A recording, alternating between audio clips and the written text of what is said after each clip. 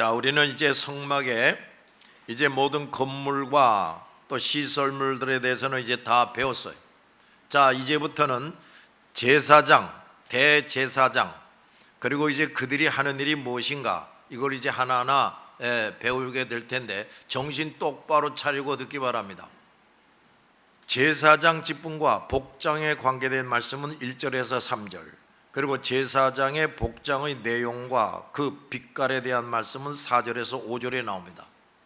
이것도 보면은 복장을 어떻게 만들라, 사이즈도 나와, 그다음에 어떤 색깔을 가지게 만들어라. 대제사장에게 이 에봇이라는 걸 입는데 요 앞에 흉패를 붙여요. 12개의 보석을 달게 하는데 그 12개의 보석도 아주 정확하게 요 보석을 달아라. 아무 보석이나 달면 안 돼. 얼마나 세밀한지 모릅니다. 자, 제사장이 될 사람과 그 직분에 대해서 먼저 살펴봐야 되는데, 첫째, 제사장이 될 사람은 하나님께서 친히 택하여 세우신다 하는 겁니다. 누가 택하여 세워요? 하나님이. 이제부터 이 제사장에 대해서 한 말을 잘 들으라고요. 오늘날 많은 교인들이 하나님이 세운 하나님의 종들, 하나님이 세운 하나님의 종들에 대해서 함부로 생각하고 말하고 행동하다가 또 저주받아요. 그런 사람 참 많습니다. 하나님께서 친히 택하여 세우신다고 말해요. 자, 이런 말씀을 합니다. 너는 이스라엘 자손 중 내 형 아론과 그 아들들, 곧 이제 이름까지 나와, 나답, 아비후, 엘르아살, 이다말을 그와 함께 네게로 나오게 하며 제사장 직분을 행하게 하라 하고 명령하십니다. 자, 이때까지는 각 가정에 어떻게 제사를 드렸냐면 그 가정의 가장이 토단을 쌓고 제사를 드렸어요. 그러나 이제 이스라엘의 모든 자손이 한 민족으로 통합되게 됐고, 더욱이 회중의 장막, 성막이 통일적이고 가시적으로 눈에 보이게 이제 세우게 하신다고 말해요. 그러므로 이제는 필수적으로 공적인 제사장 제도를 하나님이 만들어 주시는 거예요. 지금까지 그 직무를 잘 수행하고 여호와의 제사장 중에 가장 대표적인 제사장으로 여겨졌던 모세는 이스라엘 백성들에게 하나님의 말씀을 전달하는 선지자로서의 역할도 충실히 감당합니다. 그 다음에 그 백성들의 잘못에 대해서 판결하는 왕으로서의 역할도 충실히 감당을 해요. 그러나 모세는 그 거룩한 직분의 영예를 그저 자기 나름대로 이건 나 혼자 그냥 끝까지 가지고 갈 거야, 그 제사장직을 또 자기 가족들에게 물려주겠다, 이렇게 하진 않았다고 말이에요. 그는 위대한 선지자였음에도 그가 죽은 후에 그의 자손은 그냥 평범한 레위족으로 머물게 됩니다. 모세는 자기 직계 가족이, 그러니까 모세의 친아들, 손자, 증손자 이런 사람들이 제사장 직무를 수행하도록 하나님께 기도하지도 않았고, 오히려 형 아론이 그 직분에 임명되고 그의 자손들이 그 제사장직을 계승하는 것을 그대로 받아들입니다. 이것이야말로 모세가 얼마나 또 겸손한 자인지 하나님 앞에서 따라합시다. 하나님 앞에서 겸손. 하나님 앞에서 얼마나 겸손한 자인지, 또 무엇보다도 하나님의 영광을 높이기를 원했던 사람이라는 것을 증명을 해줘요. 자, 아론 또한 가장 탁월한 선지자인 동생 모세를 겸손하게 섬겼어요. 그동안 형이지만 모세가 하라는 대로 합니다. 또 거룩한 직분을 거부하지 않고 충실히 수행을 합니다. 그래서 제사장이요 대제사장으로서 하나님께 나아갈 수가 있게 된 거예요. 참으로 하나님은 스스로 낮추는 자를 높여주십니다. 하나님 앞에서 스스로 낮추는 자를 높여줘요. 이거 아무것도 아는 것도 없고 잘난 것도 없는데 하나님 앞에서 에이씨 거리는 사람들, 그런 사람들을 절대로 하나님이 높여주시기는커녕 쓰시지를 않아. 자, 하나님의 부르심을 받은 자, 하나님의 부르심을 받은 자가 아니면 누구든지 자기 스스로 이 제사장이 되는 영예를 취할 수가 없어요. 그런데 오늘날은 이런 사람들이 많아요. 아, 내가 하나님 앞에서 목사가 되라고 부르심을 받았구나. 확신도 없어. 확신이 없는데 가만 보니까 그래도 꽤 큰 교회들만 이제 다니면서 보는 거예요. 뭐 교인들이 몇백 명씩이나 모이고 목사님이 사례비도 꽤 괜찮게 받는 것 같고 대접받는 것 같아. 그러니까 야, 다른 직업 다 때려치고 나도 신학교 가서 목사 돼야지, 뭐 이런 사람들이 있어. 성경에 무슨 말이 있느냐? 내가 부른 적도 없고 세운 적도 없는 놈들이 선지자 노릇하는 놈들이 있다 이거예요. 그러니까 그런 사람들은 전부 다 거짓 선지자가 돼서 마귀의 앞잡이 노릇을 하다가 영원한 멸망에 떨어집니다. 오늘날에 이런 목사들이 많아. 도저히 목사라고 할 수 없는 목사들이 얼마나 많은지 몰라. 왜 신학교 왔는지, 너 왜 신학교에 오기로 결심했냐? 대답이 분명하지 않은 사람들. 어떤 사람은 이런 사람이 있어요. 자기는 목사가 되라고 분명히 하나님이 사명도 주시고 그렇게 이끌어 주시는 걸 자기가 알았어. 근데 목사님이 되면은 너무나도 부자유스러울 것 같아. 이런 것 저런 것 재미를 못 볼 것 같아. 그러니까 이 사람이 목사가 되지 않으려고 미꾸라지처럼 요리조리 빠져다니는 거예요. 근데 하나님이 이리 치고 저리 쳐가지고 그야말로 꼬꾸라져서 항복하고 신학교에 들어오는 사람들이 있어요. 그 중에 한 사람이 이 김승석입니다. 나도 목사 되지 않으려고 요리조리 발뺌하다가 그냥 얻어 터져가지고, 그러고서는 정신 차리고 나 스스로 신학교에 가서 원서를 내게 만드는 거예요. 하나님께서 나를 부르신다는 걸 확신 있는 사람이 돼야 돼. 하나님은 이스라엘 백성들 일반이 하나님께 대한 제사장 나라가 되리라고 말씀하셨어요. 19장 6절에. 제사장 나라라는 게 뭐야? 그러니까 이 이스라엘 백성은 다른 나라 백성들에게서 제사장 노릇을 해야 된다 이 말이야. 하나님의 말씀을 알게 해주고 말씀을 지키게 해주고 안 지키면은 회개하게 만들어서 용서받게 해주고 이거 잘하라고 이스라엘 백성을 세웠다 이 말이에요. 근데 이 녀석들이 그걸 너무나도 잘못해.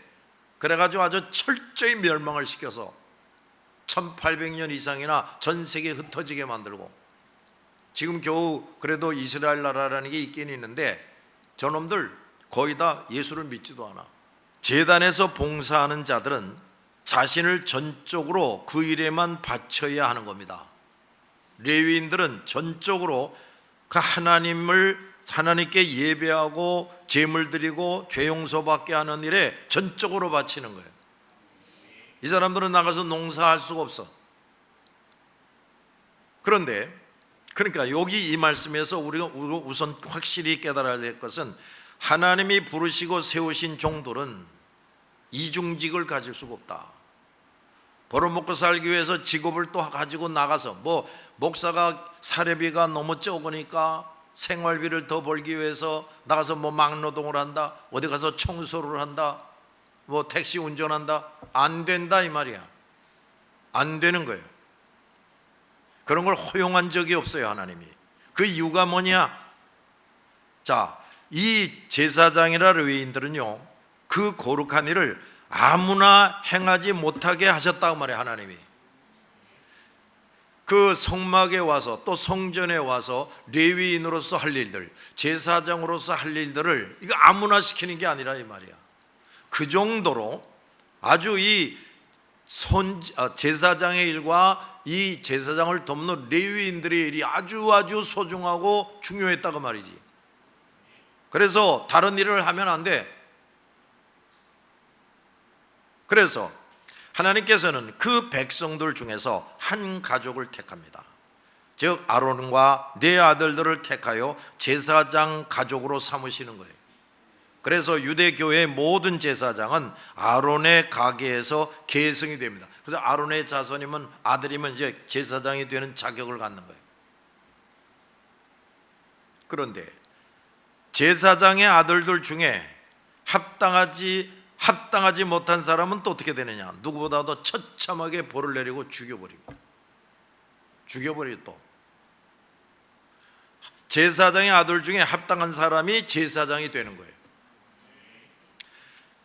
제사장 의식의 거룩함, 제사장이 하는 그 일의 거룩함, 그걸 또 계승하는 것, 참된 선결이 한 가정에서 계승되게 한다는 것은 참으로 그 가정의 큰 복이고 영광이죠. 이걸 좀 더 자세히 설명하면 이스라엘 자손 중에서 제사장 될 자들을 택하라 하셨어요. 제사장은 선택된 하나님의 백성 중에서 나오는 겁니다.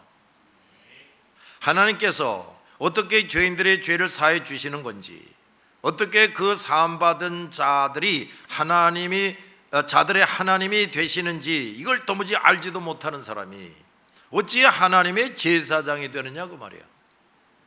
그러니까 오늘날 목사들 중에 가짜가 많다고 하는 게 무슨 소리냐면, 이 목사가 되는데 하나님이 누군지를 몰라, 죄가 뭔지도 잘 몰라, 하나님의 말씀이 뭔지를 이걸 몰라, 그리고 직업적으로 한다 그 말이야. 이게 다 가짜 목사들이지. 예수 그리스도를 제대로 알지도 못하고 믿지도 못한 사람, 이게 뭐야? 의인이 아닌 자들이죠. 이런 사람은 결코 하나님의 백성도 아니고 제사장이 될 수가 없다고 말이야. 근데 이런 목사가 오늘날 얼마나 많은지 모른다 이거야. 그러니 그 목사에게 속아서 나가서 시간마다 예배 드리는 교인들이 얼마나 불쌍합니까? 또 여기서 우리가 알 것은 어떤 종교들의 지도자, 목을 창시자도 누구의 죄도 용서받게 할 수도 없다. 다른 종교를 믿어도 구원받을 수 있다고 하는 것은 전부 다 거짓말이다. 이걸 알 수가 있어요. 알았어요? 죄인의 죄를 용서받게 할 수 있는 사람은 그 선택된 백성 중에서 하나님이 택하신 제사장이어야 된다 그 말이에요. 두 번째, 이스라엘 자손 중에서도 하나님께서 원하시는 자들을 택하시는 겁니다. 하나님께서 뭐 하시는 자들? 원하시는 자들. 자, 이거 봐요. 내가 아까 나는 목사가 되라고 하나님이 부르고 계시는구나 라는 확실한 증거가 있어야 된다 그래서 신학교 갈 놈은. 근데 말이야, 자, 예수를 확실히 믿으면 성령이 내 안에 오시죠? 근데 그 성령이 말이야, 야 너는 그냥 장로, 집사, 권사로만 있는 게 아니라 너는 하나님의 종, 목사가 되어야 되겠다. 그렇게 하나님이 선택하셨다면 그 안에 계신 성령께서 그걸 확실히 알게 도와주시지 않겠나? 그렇지요? 어떻게 그걸 확실히 알게 도와주시지 않겠냐고 말이야. 그래서 하나님이 내가 목사가 되라고 원하시는구나 하는 확신이 서야 되는 거예요. 이렇지 않은 녀석들이 신학교에 너무 많이 가 있어. 신학교 같지도 않은 신학교가 또 너무 많고, 이게 오늘날 현대교회를 망가뜨리는 가장 주된 원인이 되고 있다고 말이에요. 이놈들이 목사 안수 턱 받으면 의인이 되고 성령 충만 받은 목사 보고도 당신이나 내나 마찬가지야, 나도 목사야 이러면서 귀담아 들으려고 안 해. 그러니 얼마나 큰 죄를 저지르는 겁니까 그게. 내 형 아론과 그 아들들 곧 나답과 아비오와 엘르아살과 이다말을 나오게 하라 하셨어요. 뭐하러? 제사장 되라고. 하나님께서는 이름들을 정확하게 언급하심으로 부르심을 더욱 분명하게 하셨어요. 이들은 모든 이스라엘 백성 가운데서 거룩한 제사장의 직분을 위임받기 위해서 다 같이 특별히 선택되고 부름받은 사람들이다. 우리 이거 아주 명심하고 있어야 돼. 그것은 하나님께서 친히 그들에게 주신 특별한 선물입니다. 그런데 성도라는 사람들 중에 목사의 자녀들이 목사가 되고 그들이 아버지 목사의 목회를 계승하는 것을 세습이라고 비판하고 그것을 막는 법을 제정하자는 사람들이 있는데, 이제 많은 교단이 또 그 법을 만들고 있어요 지금. 이것은 하나님 앞에서 큰 죄악이다 그 말이에요. 이 자들이 누구냐? 성경에 무지한 자란, 성경이 무지하니까 이런 짓을 서슴없이 하지. 성경 어디에도 목사의 자식은 목사가 되지 말아야 한다 그런 말이 있어요? 목사가 아버지 목사의 교회를 계승하면 안 된다 그런 기록이 어디 있습니까? 오히려 반대지. 제사장의 아들이 제사장이 되라고 하신 거지요. 만약 이런 식으로 주장하는 자들은 뭐냐? 이 자들은 의인이 절대로 아니야. 이 자들은 성령의 인도를 받는 자들이 아니라 사탄의 조종을 받는 사람들이. 하나님께서 세우신 교회 제사장 직분의 거룩한 승계를 감히 부정하고 그 거룩한 질서를 파괴하는 자들이, 자신이 예수를 믿고 하나님의 자녀가 되었을 뿐 아니라 거룩한 제사장이 되었음을 깨닫는 성도라면 자기뿐 아니라 그 자식들이 자자손손 예수 그리스도의 제사장이 되도록 힘써야 돼요. 따라서 할 수 있는 대로 자식을 하나님의 종으로 세우기를 원하고 힘써야 됩니다. 이런 사람들이 뭐 장로고 권사고 집사인데 아들이 아버지 나 신학교 갈래요. 깜짝 놀라는 거예요. 너무 좋아서 깜짝 놀라는 게 아니라 야 이놈아 신학교 가면 쪽박아지 차 이놈아. 또 이런 생각을 해요. 이놈이 이게 목사 되면 이제 부모 효도하긴 걸렀네. 이놈이 나에게 명절 때마다 맛있는 거 사주고 또 내 생활비 다 대주고 이거 걸렀네. 이놈이 일반 대학을 나와서 좋은 직장 가지고 돈을 잘 벌어야 내 생활비도 대주고 그럴 거 아니야? 이런 생각을 하는 거예요. 그러니까 하지 마라 이러는 거예요. 아니 장로, 권사, 집사가 자식이 신학교 가는 것을 막는다? 그러면 평신도의 자식들을 보내야 되겠구만. 이런 목사가 다 있어요. 자, 교회 안에 젊은 아이들이 있다고 말이에요. 근데 뭐 입시철만 되면 30일 특별기도회 대학교에 합격하게 해달라고. 그래서 이제 학교 갈 놈들이 다 했어. 근데 2차도 떨어지고 3차도 떨어지고 이제 아무 데도 못 가는 놈들이 있어. 그러니까 그 놈들 보고 뭐라고 그러느냐, 이 목사가 야 넌 신학교나 가라, 신학교나 가라 이러는 목사가 다 있어. 글쎄 참 되지만도 못한 놈들 신학교를 뭘로 생각하는 거야. 또 자식이 목사로 기름 부음을 받게 되었을 때는 자신과 그 집안이 큰 복을 받았음을 확신하고 영광스럽게 여기고 하나님께 감사해야지요. 또한 성도들은 그런 가정들을 부러워하고 본받기 위해서 힘써야 돼요. 그런데 자, 어찌 성도라는 사람이 아버지 목사가 아들 목사를 키우는 것을 우습게 여길 수 있나? 아들 목사가 아버지 목사의 목회를 계승하는 것을 비난하고 방해할 수가 있을까? 오늘날 교회 안에 이런 사람들이 있다는 것은 교회가 심히 어둡고 무지하고 세속화되었음을 드러내는 겁니다. 이것 또한 하나님 앞에서 반드시 바로잡아야 할 일이에요. 개교회에서 담임 목사가 은퇴. 근데 이 은퇴라는 것은 내가 이렇게 썼는데 회개해야 돼. 목사는 은퇴가 없어요. 여러분 성경에 보면 제사장이 어느 나이가 됐으니까 하나님이 은퇴시키라 그런 말 없어요. 죽을 때까지 제사장 노릇하는 거지. 담임 목사가 이제 원로 목사가 되거나, 이거 왜 원로 목사라는 말이 나오냐면 이 교회 법이 이게 우리 교단에도 그런 걸 정했다니까요. 정년 70세가 되면은 담임 목사가 이제 원로 목사가 돼야 된다. 그 한 교회에서 20년 이상 목회하지 않은 목사는 원로 목사가 아니라 은퇴 목사 뭐 이렇게 또 이름을 정했어요. 그래서 20년 이상 된 사람은 원로 목사가 되라. 그리고 후임자를 세우라. 이렇게 되는 거예요.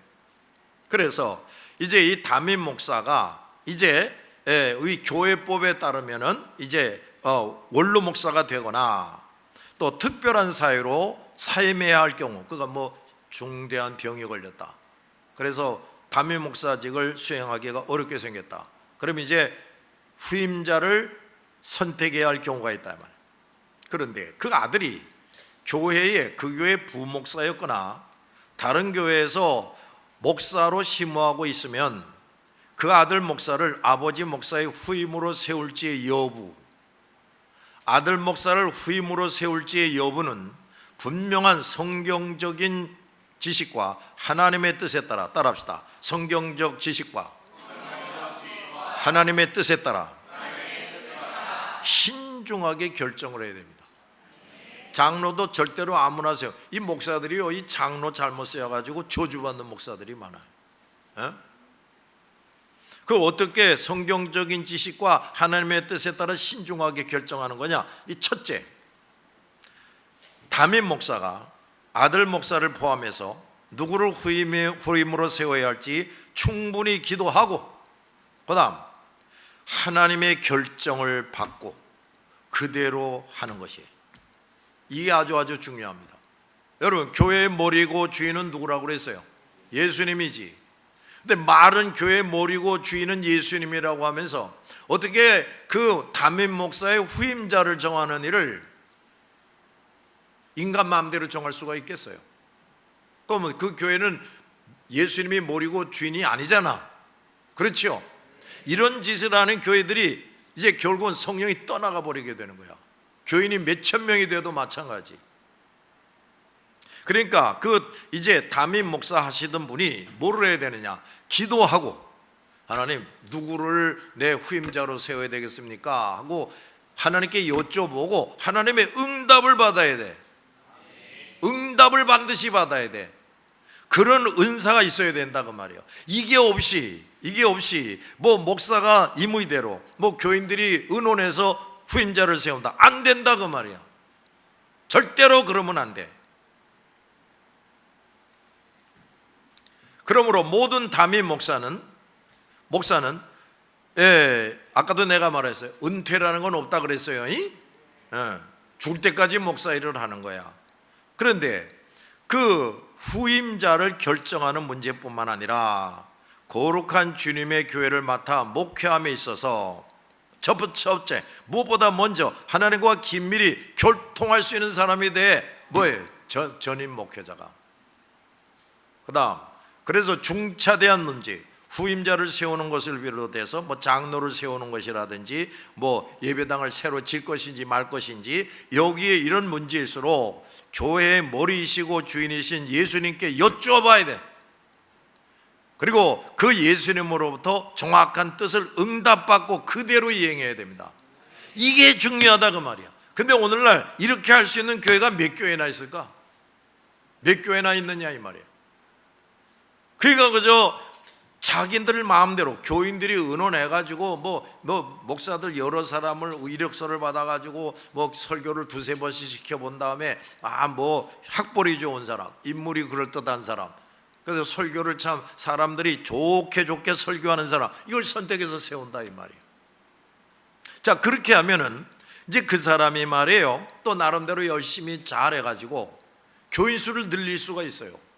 예배당을 더 크게 지을 수가 있다고. 그런데 어떤 일이 벌어지느냐? 하나님이 함께 하시지 않는다 그 말이야. 교회가 구실을 할 수가 없어요. 많은 목사가 이런 은총을 입지 못해서 중차대한 문제마저 하나님의 판단과 결정을 받지 못하고 자신의 생각이나 판단, 그리고 교인들의 생각과 판단에 따라서 결정하고 선택함으로써 큰 과오를 범합니다. 여러분, 교회의 주인은 결코 여러분이 아닙니다. 누가 주인입니까? 예수님이 주인이에요. 우리는 뭐야? 우리는 그 예수님의 머리가 된 몸의 지체들이지, 우리에게 결정권이 있는 게 아니라 그 말이에요. 그러므로 교회의 모든 중대한 문제들을 결정함에 있어서 하나님께 여쭤보지도 않고 하나님의 응답을 받을 수 없는 상태에서 목사가 하나님께 기도해도 응답을 안 하시네. 이런 상태에서 사람들끼리 모여서 의논하고 결정해서는 안 된다 그 말이에요. 그렇게 할 수밖에 없는 교회라면 아직 진정으로 주께서 그 교회의 머리가 되시고 주인이 되시는 교회가 되지 못한 거죠. 그러한 교회로서 인간들끼리 의논하고 결정하여 선택해서 모든 일을 한다면 중요한 결과가 나오는데 뭐냐? 하나님께서 함께 하실 수가 없어. 주님의 거룩한 뜻과 명령대로 그 교회가 모든 일을 정확하게 수행할 수가 없습니다. 이게 무슨 소리냐면, 예를 들어서 하나님, 이제 22차, 23차, 24차 해외 순회전도를 어디를 해야 됩니까? 하나님이 대답을 안 해준다. 그럼 이제 우리끼리 결정해서 뭐 일본이 우선 가까우니까 일본부터 가십시다. 그런 식으로 하게 되면 하나님의 그 일에 하나님을 우리가 앞세우고 나가는 게 아니야. 하나님께서 주도하는 일이 되질 않는다고. 그래, 니네들 마음대로 해. 이렇게 되는 거예요. 그럼 가서 일본에서 아무리 열심히 해도 무슨 결과가 나타나겠습니까? 그래서 절대로 그렇게 할 수 없고 주님의 거룩한 뜻과 명령대로 모든 일을 수행할 수가 없어요. 자, 이제 이렇게 돼야 되는데 이렇게 할 수 없는 교회들이 있다 이 말이에요. 그러면 그 교회들은 어떻게 해야 할까? 뭐 차선책이라고 하기도 좀 그렇지만 그래도 굳이 말한다면 이제 둘째, 중차대한 사안을 주님께로부터 결정받지 못하는 교회라면 우선 첫째, 담임 목사가 충분히 기도를 해야 돼. 그 일을 놓고. 두 번째, 그 교회에 이 목사가요, 그 교회 지나온 역사를 면밀히 검토해야 된다. 이게 무슨 소리냐면 이 담임 목사도 하나님의 응답을 받지 못하고 지시를 받지 못해도 그래도 그 교회가 아주 하나님이 떠난 교회가 아니란 말이야. 아닌 경우 그 교회가 그동안 어떻게 해왔나 이걸 좀 잘 살펴봐야 돼. 하나님이 뭐를 하게 하시고 뭐는 하지 못하게 하셨나, 아무리 열심히 해도 헛수고가 된 게 한 게 뭔가, 이런 것들을 다 좀 생각을 해보고, 세 번째, 그 교회의 현실과 앞날을 통찰하고 심사숙고해야 된다. 자, 그러면 하나님이 지금 우리 교회가 앞으로 어떤 교회가 되기를 원하실까? 뭘 고치기를 원하시나? 뭘 새롭게 하기를 원하시나? 이런 걸 또 생각할 줄 알아야 돼. 그리고 영적 분별력을 가지고 결단을 내리고 후임자를 정해야 된다.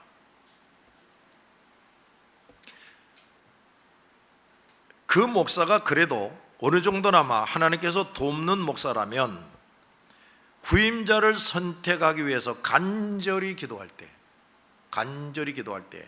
하나님이 그의 기도를 들으시고 성령의 감화와 감동을 주실 겁니다. 그래서 그래도 뭐 귀를 분명하게 듣고 누구를 세워라, 누구는 안 된다, 이게 아닐지라도 그래도 하나님이 그래도 후임자를 웬만큼 좀 합당한 사람을 세워주실 수가 있을 것이다. 이거는요, 김 목사의 말이에요. 성경에 있는 말은 아니야. 또 우리가요, 이런 생각을 할 필요가 있어요. 그 교회의 모든 사정을 가장 잘 아는 사람이 누굴까? 장로일까? 권사일까? 집사일까? 목사지. 그래도 그렇죠. 수십 년 동안 그 교회에 몸담아서 목회한 담임 목사가 그 교회의 사정을 가장 잘 아는 사람이에요. 그래도 그 교회의 중차한 문제를 하나님 앞에서 가장 잘 판단하고 결정할 수 있는 사람이 그 목사라고 말이에요. 하나님께 완전히 제껴진 목사가 아니라면. 그러므로 모든 성도들은 하나님의 말씀과 법에 현재 위배되지 않는 한, 그러니까 목사님 후임자로 이 사람을 내가 선택하는 게 합당하다고 생각합니다, 이 사람을 세웁시다 했는데 그 후임자로 목사님이 추천하는 사람이 전과자다, 사기쳐서 쫓겨났던 사람이다, 뭐 또 설교를 허투루 마투루 한 사람이다, 뭐 이런 것들이 있으면 절대로 안 되지. 그런 것이 아닌 한 하나님께서 세우신 목사의 판단과 결정을 존중해야 돼요. 만약에 그래도 목사가 여태까지 20년 30년 목회를 했는데 그 목사를 완전히 무시하고 지네들끼리 다 결정했다, 그러면 차선책이 아니라 차책이 되는 거지. 절대로 하나님이 기뻐할 수가 없어. 따라서 그 목사가 충분히 기도하고 심사숙고하고 영적 분별력을 가지고 판단하여 결정했다면 성도들은 그것을 가장 귀하게 여기고 받아들이고 따라가야 돼요. 자, 만약에 뭐 당회가 결정하고 뭐 재직회가 모여서 결정을 하고 투표해가지고 후임자를 세운다. 앞으로 계속 그럴 거 아닙니까? 그렇지? 성령 충만한 목사가 있어서 여러분, 내가 이제 하나님 앞에 기도하겠습니다. 그 하나님이 A씨를 세우라고 합니다. 그러면 이제 이들이 뭐라고 그럴까? 목사님, 우리 전통이 있습니다. 우리 교회가 투표해서 결정을 합니다. 이따위로 계속 할 거 아니냐 그 말이야. 그렇지? 크게 문제가 생기는 거지.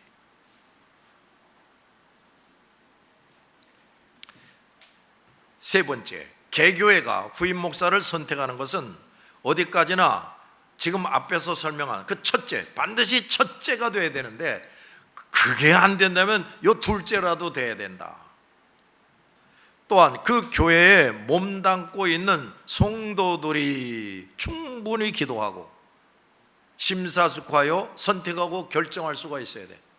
무슨 충분히 기도를 하는데 이런 기도를 해야 돼. 하나님, 우리 담임 목사님이 하나님의 도우심을 받아 지금 20년 30년 동안 우리 교회를 잘 섬겨 오셨는데 우리 담임 목사님이 확실하게 정말 하나님 보시기에 합당하게 후임자를 결정하도록 도와주세요. 성도들도 부르짖어야지. 그걸 해야 된다 이 말이야. 알았어요? 그 목사님이 잘 후임자를 정하게 해달라고 기도하진 않고 우리끼리 잘 결정해서 세우게 해달라고 이러고 기도한다면 이게 또 역시 아주 영빈뚜가 잘못된 거예요. 그 교회와 직접적인 관련이 없는 타교회 목사나 성도나 외인은 후임자를 결정하는 일에 섣불리 개입해서는 안 된다. 뭐 옆에 있는 어떤 목사가 이제 생각을 해보는 거야. 저 교회가 이제 담임 목사가 물러나고 후임자를 결정하는데 내가 친한 어떤 목사를 내가 세워야지. 우리 교회에서 부교육자를 온연한 목사를 세워야지. 뭐 이럴 수가 있다고 말이야. 그래도 안 되는 거지. 그렇게 해도 안 되는 거지. 자, 이처럼 교회가 주님의 교회답게 하나님 앞에서 올바로 결정하고 선택하여 후임 목사를 세우거나 중차된 일을 결정할 때 하나님께서 그 교회와 함께 하시고 복을 내리시게 됩니다. 교회가 몇 명이 되든 상관없어. 알았어요? 왜 그래? 그 교회의 주인이 누구야? 예수님이기 때문에. 그리고 그 교회는 언제나 영적 싸움에서 승리하며 또 평안하게 될 것입니다. 이런 것들을 깊이 인식하지 못하고 인간적인 생각과 사고방식을 가지고 또 세상의 풍습과 여론에 따라서 목사를 세운다. 안 된다 이 말이에요. 절대로. 그건 의인이 되지 못한 사람들끼리 결국은 의논하고 결정하는 것이다. 큰 불행을 당하게 될 겁니다. 그래서 오늘날 한국 교회들이 이렇게 지리멸렬하는 거야. 도무지 구실을 할 수가 없어. 아들 목사는 후임 목사로 세워서는 안 된다. 그것은 잘못된 세습이다. 그런 식으로 비난하거나 교단이 또 그런 법을 세워서 그것이 마치 하나님의 명령이고 뜻인 것처럼 교회들을 유린해서는 안 된다. 근데 이렇게 이 교단마다 이런 죄를 짓고 있단 말이에요. 그 법은 다 없어져야 돼. 오늘날 많은 노예와 교단들이 하나님의 말씀과 뜻과 상관이 없다. 사람들의 생각과 뜻에 따라서 세상 사람들의 눈치를 보고 쓸데없는 규칙과 법을 만드는 일이 너무 많아요. 너무 많아. 자, 그런데 이런 교회가 점점 증가한단 말이에요.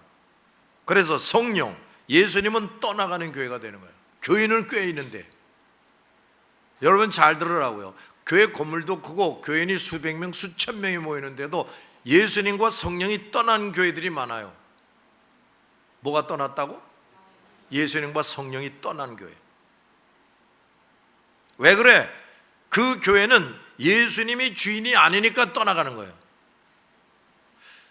그 중요한 담임 목사를 세우는 일을 교인들이 지네들 입맛에 맞는 사람으로 투표하고 세운다. 그러면 그때부터 예수님은 이렇게 되는 거야. 너희놈들은 이 교회 주인과 머리로 나를 삼지 않겠다, 나를 거부하겠다 그 말이지. 그러면 안녕, 나는 간다, 이렇게 되는 거예요. 아까도 말했지. 그렇게 해서 선택해서 온 목사가 말이지, 아름다운 말, 매끄러운 말, 부드러운 말, 지혜로운 말, 이런 걸로 설교해서 교인 숫자는 늘게 할 수 있다니까요. 그 이전에 교회를 허물고 2배나 더 큰 예배당을 질 수가 있다고요. 그러나 그 교회는 예수님이 주인이 아니야. 예수님이 주인이 아니니까 그 교회는 성령의 권능을 받아서 교회다운 구실을 할 수가 없어요. 오늘날 그래서 내가 이 대교회는 없어져야 된다고 그러는 거예요. 대교회가 왜 없어져야 되느냐? 아니, 오늘 같은 세상에 어떻게 수천 명, 수만 명이 모여서 예배를 드린다고 할 수 있냐고. 그 목사가 복음과 진리를 정직하게 가르치고 설교한다면 그렇게 많이 모여들 수가 없어요. 무슨 얘기냐? 예수를 반드시 믿어야만 구원을 얻는다. 다른 종교 믿으면 절대로 구원 못 얻는다. 그리고 이 말씀 이거를 지켜야 돼. 안 지키면 죄다. 너희들 그 죄를 짓는 한 너희들은 벌받고 저주받는다. 이런 소리를 자꾸 해야 되니, 이게 도대체 의인이 되지 못한 사람들이 이게 몇천 명, 몇만 명씩 모인다? 불가능한 거예요. 불가능해. 이해가 됐어요?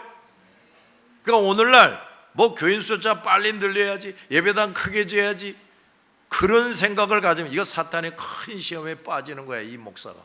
오늘날 담임 목사가 후임 담임 목사를 세우고 그 교회에서 목사가 담임 목사였던 분이 아예 후임 목사를 세우자마자 그 교회를 떠나고 예배 참석도 하지 못하는 교회가 많아요. 에? 그런 교회와 장로와 성도들은 큰 죄를 짓는 겁니다. 자, 오늘은 여기까지만 합시다.